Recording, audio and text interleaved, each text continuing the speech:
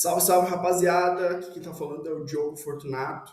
Tô dando início aí a esse canal para falar sobre principalmente futebol. Esse canal agora é chamado Devaneios Futebolísticos com o Diogo Fortunato.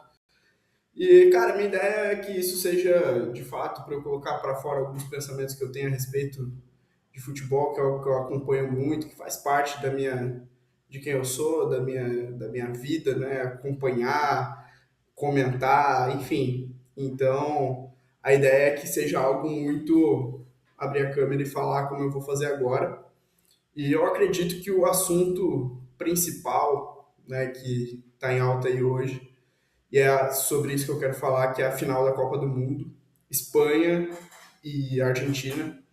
Mas, para além disso, eu fiquei refletindo muito sobre uma coisa em comum que essas duas seleções têm e que eu acredito que é um norte, uma explicação do porquê nós, Brasil, estamos onde estamos ou não estamos onde queríamos estar, né? Que se chama identidade. Eu acho que esse é o principal ponto em comum entre a Espanha e a Argentina. E aí, para falar sobre isso, eu vou ter que voltar algumas casinhas para dar contexto assim para vocês sobre essas duas seleções, né? Então, se a gente for pegar a Espanha, é uma seleção que até os anos 2000 era muito irrelevante, ganhou seu primeiro título em 2010, mas em 2010 e nesse ciclo, né, em 2008 eles ganharam uma Eurocopa, eles criaram uma identidade de jogo, de futebol, uma identidade tática muito forte. E olha que interessante, eles venceram e fracassaram junto com ela. Mas essa é a identidade deles, que é um futebol de posse de bola, um futebol extremamente posicional, um futebol em que cada um fica aquele 4-3-3 muito bem definido, né? Que cada um fica na sua casinha ali e é um futebol de pressão alta, um futebol em que, cara, ganhando ou perdendo, eles vão ter a bola e essa identidade deles, né? E até o próprio De La Fuente, ele vem, é alguém que agora assumiu a seleção, mas que já está há 13 anos com essa mesma mentalidade, essa mesma identidade, ela é desde lá da base implantada, todos os times de base da Espanha jogam no 4-3-3. A própria federação, de certa forma, tem um certo padrão de formação desses jovens dentro da base deles. Então, cara, há uma identidade muito clara dentro da Espanha. E isso é notável. A Argentina também tem a sua identidade. A Argentina, e a gente vai contextualizar, né? Primeiro, a Espanha. A Espanha ganhou aí nesse último século, 2 euros, está chegando na sua segunda final de Copa, ganhou uma final de Copa do Mundo. A Argentina passou anos sem ganhar, mas a partir do momento que eles abraçaram uma certa identidade, pô, a gente está falando de uma Argentina aí que está chegando na quarta Copa do Mundo, ou melhor, na terceira final de Copa do Mundo em 4 edições, e que, cara, principalmente a partir de 2019, que é quando o Scaloni assume, eles reabraçaram uma identidade que ela estava perdida, né? Então, antes se eu não me engano, tinha sido o Sampaoli, que veio antes do Scaloni, e tentava-se muito replicar um modelo europeu de jogar, né? Uma forma com mais transições, uma forma muito espanhola até certo ponto. Eles queriam essa identidade de posições mais bem definidas, né? E nitidamente não funcionou, principalmente em 2018, que foi um grande fiasco. Entrou o Scaloni e ele fala em entrevistas deles que ele, junto com o Aimar, com o Samuel, que é um grupo ali de ex-jogadores, identificaram que, cara, esses nossos jogadores estão na Europa, eles jogam de uma maneira na Europa, mas a gente precisa resgatar essa relação socioafetiva deles com o futebol da maneira mais argentina possível. E a maneira mais argentina e sul-americana possível não é jogando como os europeus jogam, não é jogando como os espanhóis jogam, como os alemães, os ingleses jogam. E o Scaloni ele consegue resgatar isso, tanto que para mim uma coisa notável é em 2022 a escalação que ele faz é num quadro tático dentro de um 4-3-1-2, que é o esquema mais tradicional da Argentina, né? E esse ano, por exemplo, qual que é a identidade da Argentina, né? A identidade da Argentina, ela tem muito a ver com ter a bola, com pausa, com controlar o jogo e num período em que você tem um craque, né, um gênio como o Lionel Messi, jogar em torno dele, assim como foi com o Maradona, assim como foi em outros momentos com outros craques que eles tiveram, né? A Argentina, diferente da escola espanhola, é um sistema um pouco mais anárquico, né? Os treinadores espanhóis eles gostam e querem controlar praticamente cada ação que os jogadores fazem. Já se tu olha para a Argentina, tu tem um Lionel Scaloni que fala que o sistema tático do time é basicamente o Lionel Messi. O Lionel Messi ele joga onde ele quiser. Se ele quiser ir para ponta, o time vai se adaptar ao que o Messi fizer. Se ele descer para jogar de 8, o time vai se adaptar ao que o Messi fizer. Então existe uma identidade clara ali, nem que talvez a Argentina não tanto num sistema tático, mas numa ideia de jogo de ter a bola, de jogar para e em torno do Messi, em função do Messi, que é privilegiar a sua maior individualidade, e principalmente eu acho que tem uma identidade que tem a ver com valores, que é de não desistir, né? De não ter jogo perdido, dessa raça argentina, né? Que tanto se fala. E curiosamente, essas duas equipes, elas hoje, né? Aí tá a final da Copa do Mundo. Acho que é bem 50-50 de quem vai ganhar, mas curiosamente, as duas equipes com uma identidade mais firmada e definida, onde eles vencem ou fracassam, mas não querem abrir mão de jogar dessa forma, são as que estão na final. E aí, se a gente for para outras seleções, né? Por exemplo, Marrocos. Marrocos perdeu, mas existe ali uma identidade definida de futebol. O próprio Japão está criando a sua identidade, né? Existem outras nações, outros países que têm buscado isso, desenvolver uma identidade para o seu jogo que ganha ou perca, é dessa forma que jogamos, é dessa forma que vencemos, é dessa forma que perdemos. E aí vem a minha grande preocupação com o futuro do Brasil em relação, até pegando próximas Copas que estão por vir, né?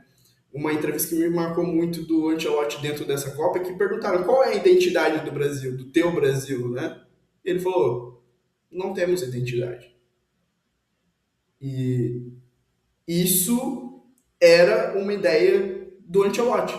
Não é não temos porque não conseguimos desenvolver, é não temos identidade porque não queremos ter identidade, porque cada jogo a gente pode fazer um jogo, a gente pode jogar de uma forma, a gente pode fazer isso ou aquilo. E ao mesmo tempo que, obviamente, não se ganha apenas de um jeito, não ganham no futebol apenas times que têm identidade, mas eu acho preocupante quando a gente abre mão totalmente disso, sabe? Porque me parece que qualquer coisa serve. E na minha ótica de ver o jogo, não é qualquer coisa que serve. Eu acho que se o Brasil perde como perdeu em 82, por exemplo, a gente, né, perdeu, mas é muito diferente de como se perde para a Noruega tendo 35% de posse de bola. Não é a nossa identidade de brasileiro. Não é, e nem é sobre ter a bola, mas é sobre ser agressivo, sobre, por exemplo, uma coisa que me incomodou muito foi praticamente os nossos pontas, o Ryan foi mais elogiado por pressionar, por marcar lateral, do que por aí por um X1, que é uma característica dele, é uma característica do nosso futebol, ter esse drible. Então, identidade é uma palavra que eu acho que norteia muito o desfecho que essa Copa tomou. Os times com identidade, mais impregnadas ali dentro do seu jogo, conseguiram triunfar sobre times que foram mais genéricos. A própria França jogou um baita futebol, jogou demais, mas a França também era muito em torno de individualidades do que de uma identidade muito forte de jogo, sabe?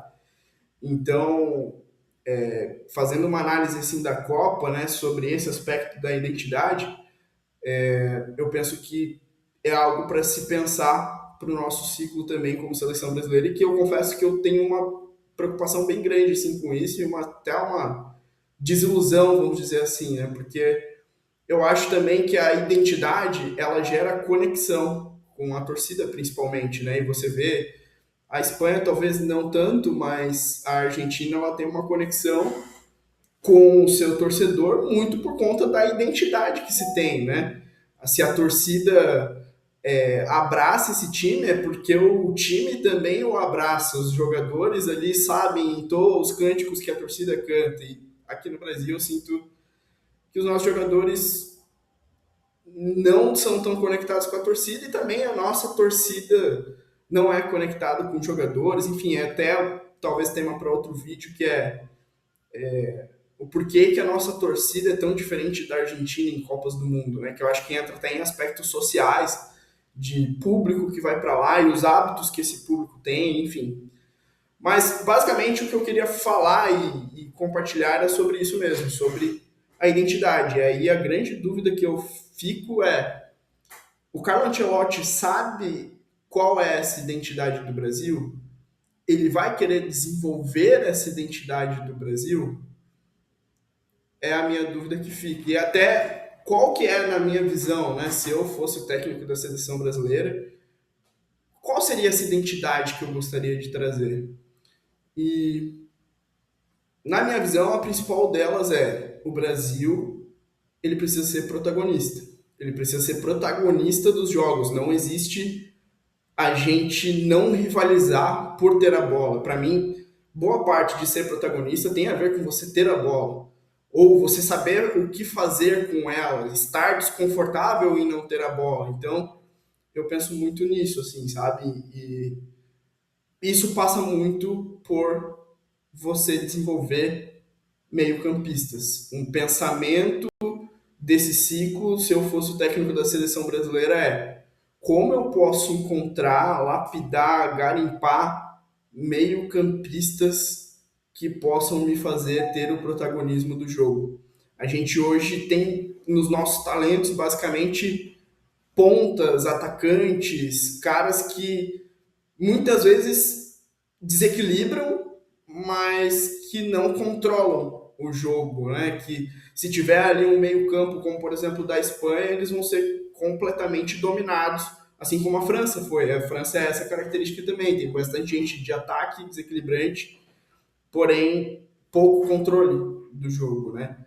Então eu acredito que precisa se desenvolver essa identidade, e para mim a identidade do Brasil é de protagonismo, é de voltar a produzir bons meio-campistas e é principalmente ter um sistema que privilegie também as nossas individualidades, né?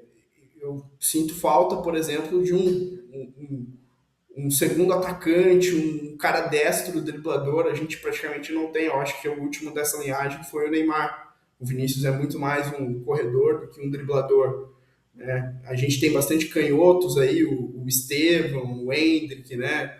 Essa galera que vem assim e traz esse desequilíbrio, mas a gente precisa de mais. E eu acho que isso. Eu tenho dúvidas do legado em relação à identidade que o Ancelotti é capaz de deixar, e de que se ele realmente pensa que isso é uma questão, ou se ele simplesmente quer ganhar os jogos, seja do jeito que for. E eu acho que isso no curto prazo pode servir para alguns, mas no longo prazo a gente vê que as seleções que mais estão se destacando nesse século são seleções que priorizam a identidade. Bom, esse era o pensamento que eu gostaria de trazer aí no Devaneios Futebolísticos de hoje. E aí eu quero, ao longo das próximas semanas, produzir aí vídeos. Agora o futebol brasileiro vai voltar, vamos ter a final da Copa do Mundo.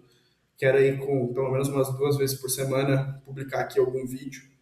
É esse primeiro vídeo do nosso canal aqui. Então, se você gostou, se inscreve no canal, compartilha aí com os amigos e até o próximo Devaneio Futebolístico.